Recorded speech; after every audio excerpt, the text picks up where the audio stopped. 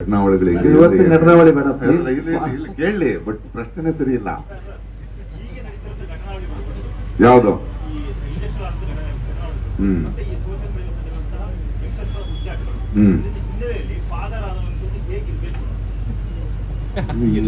Ball ಹಿಂಗ್ ಮಾಡಿದ್ರೆ ಹಿಂಗಿಂದ ಹಿಂಗ್ ಸ್ಪಿನ್ ಆಗಿ ಹಿಂಗ್ ಸ್ಪಿನ್ ಆಗಿದೆಯಪ್ಪ ಬಾಲ್. ಡಬಲ್ ಗೂಗಲ್ ಇದು. ಅದು ಹೆಂಗ್ ಉತ್ತರ ಕೊಡೋದು ಪುಟ್ಟ?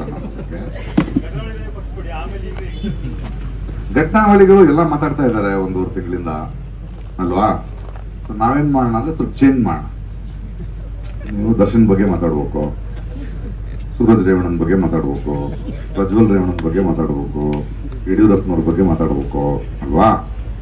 ಇದು ಒಂದೂವರೆ ತಿಂಗಳಿಂದ ಎಲ್ಲರೂ ಇದನ್ನೇ ಮಾತಾಡ್ತಿರೋದ್ರಲ್ಲ, ನಾನು ನೀವು ಕೂತ್ಕೊಂಡು ನೀಟ್ ಎಕ್ಸಾಮ್ ಬಗ್ಗೆ ಮಾತಾಡೋಣ. ಅಂಗನವಾಡಿ ಕಾರ್ಯಕರ್ತೆಯರಿಗೆ ಸಂಬಳ ಜಾಸ್ತಿ ಆಗ್ತಿಲ್ಲ, ಅದ್ರ ಬಗ್ಗೆ ಮಾತಾಡೋಣ. ಆಮೇಲೆ ಆಟೋ ಡ್ರೈವರ್ಸ್, ಈ ಬೈಕ್ ಡ್ರೈವರ್ಸ್ ಇಂದ ತೊಂದರೆ ಆಗ್ತಾ ಇದೆ, ಅದ್ರ ಬಗ್ಗೆ ಮಾತಾಡೋಣ.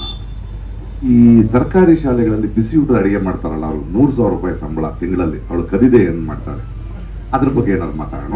ಈಗ ಬಿಕ್ಕವರೆಲ್ಲ ಬಹಳ ಬ್ಯುಸಿ ಆಗಿರೋದ್ರಿಂದ ನಾವು ಇದ್ರ ಬಗ್ಗೆ ಮಾತಾಡೋಣ ಅಲ್ವಾ? ನೋಡಿ, ಸೋಷಿಯಲ್ ಮೀಡಿಯಾ ಅನ್ನೋದು ಒಳ್ಳೆ ಮೀಡಿಯಾ. ಕೋತಿ ಮಾಣಿಕ್ಯ ಒಳ್ಳೇದೆ, ಕೋತಿ ಕೈಗೆ ಸಿಕ್ಕರೆ ಅಷ್ಟೇ ನಾವು ಯೋಚನೆ ಮಾಡಬೇಕು. ಪ್ಲಸ್ಸು ಮೈನಸ್ಸು ಎರಡು ಇರುತ್ತೆ. ಒಂದು ಒಳಗಿನ ಅಸಹ್ಯನೂ ಹೊರಗಡೆ ಬರುತ್ತೆ, ಒಂಥರದ ವಿಕಾರಗಳು ಹೊರಗಡೆ ಬರ್ತಾ ಇದೆ, ಬರ್ಬೇಕು. ಅದೆರಡು ನಡೆ. ಅದೇ ಟೈಮಲ್ಲಿ ಸೋಷಿಯಲ್ ಮೀಡಿಯಾಗಳು ತುಂಬಾ ಇಂಪಾರ್ಟೆಂಟ್ ಆದ ವಿಷಯಗಳನ್ನ ಬೇಗ ತಲುಪಿಸೋದಕ್ಕೆ ಸಾಧ್ಯ ಆಗ್ತಾ ಇದೆ. ಮಾಧ್ಯಮಗಳು ಕೂಡ ಇವತ್ತು ಪ್ರೈವೇಟ್ ಯೂಟ್ಯೂಬ್ ಚಾನೆಲ್ಗಳು ಬರ್ತಾ ಇವೆ, ಇನ್ನೊಂದು ಬರ್ತಾ ಇವೆ. ಒಳ್ಳೇದೇನೆ, ಈಗ ಒಳ್ಳೇದು ಎರಡೂ ಇರುತ್ತೆ. ಅದು ಯಾವ್ದು ತಗೊಳ್ತೀವಿ ಅನ್ನೋದಷ್ಟೇ. ಈ ನಮ್ಮ ಹೇಮಂತ್ ಒಂದು ಸಿನಿಮಾ ಮಾಡಿದ್ನಲ್ಲ, ಯಾವ್ದು ಗೋಧಿ ಬಣ್ಣ ಸಾಧಾರಣ, ಅದರಲ್ಲಿ ಅನಂತನಾಗ್ ಒಂದು ಒಳ್ಳೆ ಡೈಲಾಗ್ ಇದೆ. ನಮ್ಮೆಲ್ಲರ ಒಳಗಡೆ ಒಂದು ಕಪ್ ನಾಯಿ ಬಿಳಿ ನಾಯಿ ಎರಡೂ ಇರುತ್ತೆ. ನಾವು ಯಾವ ನಾಯಿ ಜಾಸ್ತಿ, ಕಪ್ ನಾಯಿ ಕೆಟ್ಟದು, ಬಿಳಿ ನಾಯಿ ಒಳ್ಳೇದು, ನಾವು ಯಾವ್ದಕ್ಕೆ ಊಟ ಜಾಸ್ತಿ ಹಾಕ್ತೀವಿ ಅದ್ರ ಮೇಲೆ ಡಿಪೆಂಡ್ ಆಗುತ್ತೆ ಅಂತ ನಾವು ಎರಡನ್ನೂ ನೋಡ್ತಾ ಹೋಗ್ಬೇಕು. ಅಂದ್ರೆ ಒಂದು ವೈಜ್ಞಾನಿಕ ಬೆಳವಣಿಗೆ ಇರ್ಬೋದು ಅಥವಾ ಮಾಧ್ಯಮದ ಬೆಳವಣಿಗೆ ಇರ್ಬೋದು, ಎಲ್ಲ ಬೆಳವಣಿಗೆ ನಡೀತಾ ಹೋಗ್ಬೋದು. ಅಣುಬಾಂಬು ಕಂಡಿಡಿದಿದ್ದು ಎಲೆಕ್ಟ್ರಿಸಿಟಿಗೋ ಎನರ್ಜಿಗೆ, ಇನ್ನೊಬ್ಬನ ಕೊಲ್ಲಕ್ಕಲ್ಲ. ಹಂಗೆ ನಮ್ಮಲ್ಲಿಯೇ ಒಂದು ಮನಸ್ಸಾಕ್ಷಿ, ನಮ್ಮ ಆತ್ಮಾವಲೋಕನೆ, ನಾವು ಯಾವಾಗ ಏನು ಮಾತಾಡ್ತೀವಿ. ಯಾಕಂದ್ರೆ ಸೋಷಿಯಲ್ ಮೀಡಿಯಾ ಮತ್ತು ಪತ್ರಿಕೆ ಮಾಧ್ಯಮದಲ್ಲಿ ಮಾತಾಡಬೇಕಾದ್ರೆ ಅಥವಾ ನಾವು ಒಂದು ನ್ಯೂಸ್ ಮಾಡಬೇಕಾದ್ರೆ, ಒಂದು ವಿಷಯವನ್ನು ತೋರಿಸ್ಬೇಕಾದ್ರೆ ಯಾರೋ ಒಬ್ಬರ ಮೇಲಲ್ವಲ್ಲ, ಹೆಣ್ಮಕ್ಳು ನೋಡ್ತಿರ್ತಾರೆ, ಯಂಗ್ಸ್ಟರ್ಸ್ ನೋಡ್ತಿರ್ತಾರೆ, ತಾಯಂದ್ರು ನೋಡ್ತಿರ್ತಾರೆ. ಒಂದು ಸಮಾಜದ ಒಂದು ಸ್ವಾಸ್ಥ್ಯ ನೋಡ್ತಾ ಇರುತ್ತೆ. ಅವರು ನಾವೇನ್ ತಲುಪಿಸ್ಬೇಕು, ಯಾವ್ದು ಇಂಪಾರ್ಟೆಂಟ್ ಮಾಡ್ಕೋಬೇಕು, ಅದು ನಮ್ಮ ಕೈನಲ್ಲಿರೋದು. ಸೊ ಇವತ್ತಿನ ಯಂಗ್ಸ್ಟರ್ಸ್ ಇಲ್ಲಿ ತಪ್ಪೇನಿಲ್ಲ. ಒಬ್ರಿಬ್ರು ತಪ್ಪನ್ನು ಮಾಡಿದ ತಕ್ಷಣ ಎಲ್ಲಾರನ್ನೂ ತಪ್ಪು ಅಂತ ಹೇಳಿ ವಂಡರ್ಫುಲ್ ಆಗಿದ್ದಾರೆ. ಅವ್ರನ್ನ 40 ವರ್ಷ ಬದುಕೋ ಪ್ರಪಂಚದ ಬಗ್ಗೆ ಯೋಚನೆ ಮಾಡ್ತಾ ಇದ್ದಾರೆ. Let us all B responsible.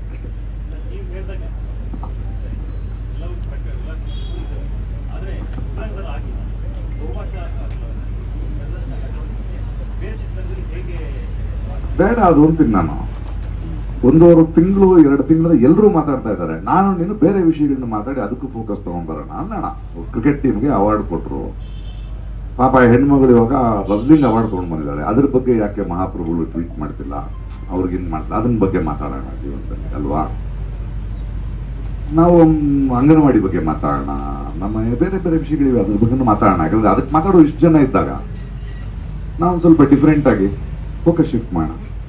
Sir, ಎಲ್ಲಾ ಭಾಷೆಗಳು 100 ಸಿನಿಮಾಗಳು ಮಾಡ್ಕೊ ಬಂದ್ರು. ಇತ್ತೀಚೆಗೆ ಸರ್ ನಮ್ಮ ಕನ್ನಡ ಸಿನಿಮಾದಲ್ಲಿ ನೀವು ಈ ಫಾದರ್ ಅನ್ನೋ ಇದು ಕ್ಯಾರೆಕ್ಟರ್ ಇಲ್ಲಿ ಪ್ಲೇ ಮಾಡುವಾಗ ನಮ್ಮ ಆರ್ಟಿಸ್ಟ್ಗಳು ಸರ್, ನಮ್ಮ ಹೀರೋ ಮತ್ತೆ ನಮ್ಮ ಹೀರೋಯಿನ್ ಮೇಡಮ್ ಅವರು, ಹೇಗೆ ಅನ್ಸುತ್ತೆ ಸರ್? ಬಹಳ ಖುಷಿ ಆಗುತ್ತೆ ನನಗೆ. ಇವಾಗ ಬಗೀರಾನು ಮಾಡಿದೆ ನಾನು, ಇತ್ತೀಚೆಗೆ ಒಂದು ಫಿಲ್ಮ್ ಮಾಡಿದೆ, ಕನ್ನಡದಲ್ಲಿ ಮಾಡ್ತಾ ಇದ್ದೀನಿ ಈಗ ಬಗೀರಾ ಅಂತ.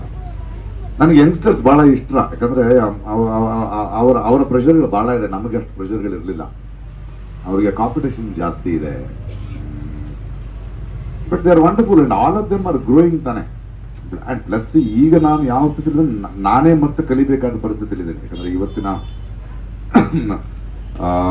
ಇಷ್ಟು ಸಿನಿಮಾಗಳು ಮಾಡಿ ನಾನು ಇವಾಗ ಒಂದು ಹಿರಾನಿ, ನಮ್ಮ ರಾಜ್ಕುಮಾರ್ ಹಿರಾನಿ ಅವರ ಒಂದು ವೆಬ್ ಸೀರೀಸ್ ಸ್ಕ್ರಿಪ್ಟ್ ಅಲ್ಲಿ ಕೂತಿದೀವಿ, ಅದನ್ನ ಮಾಡ್ತಾ ಇದ್ದೀನಿ. ಒಂದು ಮರಾಠಿ ಡೈರೆಕ್ಟರ್ ಮಾಡ್ತಿದ್ದೀನಿ. ಆ ಯಂಗರ್ ಡೈರೆಕ್ಟರ್ಸ್ ಡೈರೆಕ್ಟ್ ಮಾಡ್ಬೇಕಾದ್ರೆ ಅವ್ರು ಕೇಳ್ತಿರೋದು ಬೇರೆ ಏನೋ ಇದೆ. ಸೊ ಅದಕ್ಕೆ ನಾನು ಈ ಕಲ್ತಿದ್ದನ್ನ ಐ ಹ್ಯಾವ್ ಟು ಅನ್ಲರ್ನ್.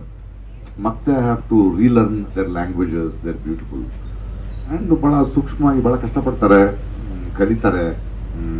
ಚೆನ್ನಾಗಿದೆ, ನನಗೆ ಸಂತೋಷ ಆಗುತ್ತೆ. ಬೇರೆ ಬೇರೆ ಅಂದರೆ ಮೊನ್ನೆ ನಾನು ರಾಯಣ್ಣ ಆಡಿಯೋ ಫಂಕ್ಷನಲ್ಲಿ ಇದ್ದೆ. ತಮಿಳ್ ಸಿನಿಮಾ ಸ್ಟಾರ್ಟ್ ಆಗಿ ಇವಾಗ 30 ವರ್ಷ ಇದೆ, 3 ದಶಕ ಆಗಿದೆ ನಾನು ಬಂದು ಅಂತ. ಆ ನನ್ನ ಮೊದಲನೇ ಸಿನಿಮಾಗೆ ರೆಹಮಾನ್ ಅವರು ಮ್ಯೂಸಿಕ್ ಆಗಷ್ಟೇ ಬಂದಿದ್ರು ಅವರು, ಡ್ಯುಯೆಟ್ ಅಂತ ಸಿನಿಮಾ. ಬಟ್ 30 ದಶಕಗಳಲ್ಲಿ ನಾವಿನ್ನೂ ಇದೀವಲ್ಲ ಅನ್ನೋದು ನಮಗೆ ಸಂತೋಷವಾಗಿದೆ. ಅಂದ್ರೆ ಒಬ್ಬ ಕಲಾವಿದ, ಒಬ್ಬ ನಟ ಬೆಳೆಯೋದು ಅವನ ಪ್ರತಿಭೆಯಿಂದ ಮಾತ್ರ ಅಲ್ಲ, ಜನರ ಪ್ರೀತಿಯಿಂದ. ಅದಕ್ಕಿಂತ ಜಾಸ್ತಿ ಜನರು ಅವನ ಮೇಲೆ ಇಡೋ ನಂಬಿಕೆಯಿಂದ. ಆ ನಂಬಿಕೆಯನ್ನು ಉಳಿಸ್ಕೊಂಡಿದ್ದೀವ ಇನ್ನೂ 30 ವರ್ಷ ಅನ್ನೋದು ನಮ್ಮ ಹೆಮ್ಮೆ ಆಗುತ್ತೆ. ಯಾಕಂದ್ರೆ ಅವ್ನು ನಂಬ್ತಾನೆ, ನಂಬಿ ಒಂದು ವೇದಿಕೆ ಕೊಡ್ತಾನೆ. ಆಮೇಲೆ ನಿಮ್ಮ ಇಷ್ಟ ಆಗ್ಬಿಟ್ರಂತೂ ನಿಮ್ಮನ್ನು ಪ್ರೀತಿಸೋ ಕಾರಣ ಹುಡುಕ್ತಾನ್ರಿ ಆ ಮನುಷ್ಯ. ಸೊ ನಾವು ರೆಹಮಾನ್ ಅಂತವ್ರು ನೋಡಿದಾಗ, ನಾನು ಬರೀ ನಟನ ಆಗದೆ ಒಂದು 26 ಸಿನಿಮಾಗಳನ್ನ ಪ್ರೊಡ್ಯೂಸ್ ಮಾಡೋದು, ಡೈರೆಕ್ಟ್ ಮಾಡಿರೋದು, ಅಥವಾ ಇವತ್ತೊಂದು ನಿರ್ದಿಗಂತ ಒಂದು ರಂಗಭೂಮಿ ಮಾಡಿರೋದು, ಒಂದಷ್ಟು ಆಂಬ್ಯುಲೆನ್ಸ್ಗಳನ್ನ ಕೊಡೋದು, ಇನ್ನೇನೋ ಮಾಡೋದು. ರೆಹಮಾನ್ ಅಂತವ್ರು ಬರೀ ಮ್ಯೂಸಿಕ್ ಡೈರೆಕ್ಟರ್ ಆಗದೆ ಆಸ್ಕರು ತಗೊಂಡು ಒಂದು KM ಅಂತ ಒಂದು ಮ್ಯೂಸಿಕ್ ಸ್ಕೂಲ್ ಮಾಡಿ ಮುಂದಿನ ತಲೆಮಾರಿಗೆ ಒಂದು ಮ್ಯೂಸಿಕ್ ಅನ್ನು ಇಂಟ್ರೊಡ್ಯೂಸ್ ಮಾಡೋದು. ಅಂದ್ರೆ ಒಬ್ಬ ವ್ಯಕ್ತಿಯ ಬೆಳವಣಿಗೆ ಅವನು ಬೆಳೆದ ಎತ್ತರದಿಂದಲ್ಲ ನಾವು ಲೆಕ್ಕ ಹಾಕ್ಬೇಕಾಗಿರೋದು, ಅವನು ಎತ್ತರವಾಗಿ ಬೆಳೆದ್ರಿಂದ ಎಷ್ಟು ಜನರನ್ನು ಬೆಳೆಸ್ದ ಅನ್ನೋದ್ರ ಮೇಲೆ ಅವನ ಎತ್ತರ ನಾವು ಲೆಕ್ಕ ಹಾಕ್ತಾ ಹೋಗ್ಬೇಕು.